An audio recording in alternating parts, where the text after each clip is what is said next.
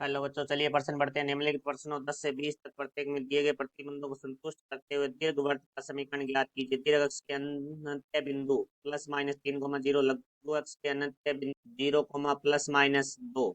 तो मुख्य अवधारणा, तो हमें प्रश्न के अंदर दीर्घवृत्त की समीकरण पूछी गई है। तो दीर्घवृत्त की समीकरण है वो हमारी दो स्थितियों में होती है। प्रथम हमारी होती है x⁻²/a⁻² प्लस y⁻²/b⁻², बराबर 1, जहाँ ए बड़ा है बी से। तो इस स्थिति में हमारी जो दीर्घ अक्ष है वो हमारी होती है एक्स एक्सेस। और एक्स एक्सेस है तो इसके जो नाभि के निर्देशांक है वो हमारे होंगे +-c, 0।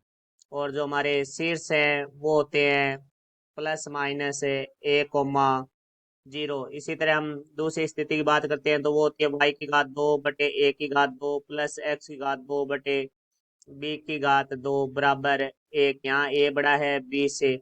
अब जो हमारी दीर्घ अक्ष है वो होगी y अक्ष, और जो हमारी नाभि है वो होगी 0, +-c। और जो हमारे शीर्ष हैं वो होंगे 0, +-a। तो यहाँ जो ए है वो हमारा दीर्घ अक्ष पे होता है। तो हम बात करते हैं प्रश्न के लिए। प्रश्न में दिया हुआ दीर्घ अक्ष के अनंत बिंदु +-3, 0। तो यहाँ लिखते हैं हम दीर्घ अक्ष के अनंत बिंदु जो कि हमारे हैं +-3, 0। तो यहाँ से हमारे पास आ जाएगा दीर्घ अक्ष है तो +-a, 0 बराबर +-3, 0। तो यहाँ से हमारा जो एक का मान है वो आ जाएगा 3। इसी तरह हमारे पास है लघु अक्ष के अनंत बिंदु जो कि हमारे पास है 0, +-2। तो यहाँ हम लिखेंगे लघु अक्ष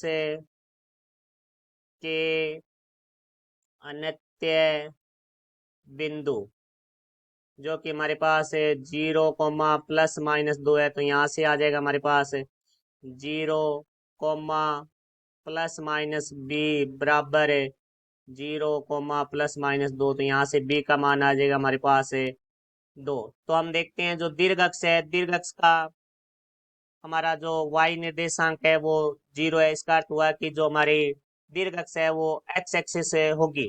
तो यहाँ जो दीर्घ अक्ष जब x एक्सिस होती है तो हमारी जो समीकरण होती है वो होती है x⁻² बटे a⁻² प्लस y⁻² बटे b⁻², बराबर 1। तो यहाँ a और b के मान रखते हैं तो हमारे पास आ जाएगा x⁻² बटे a का मान है 3, तो 3⁻² प्लस y⁻² बटे 2⁻², बराबर 1। तो यहाँ से हमें प्राप्त होगा x⁻² बटे 9 प्लस y⁻² बटे 4, बराबर 1। ये हमारे प्रश्न का उत्तर है। आशा करता हूँ समझ आया होगा। धन्यवाद।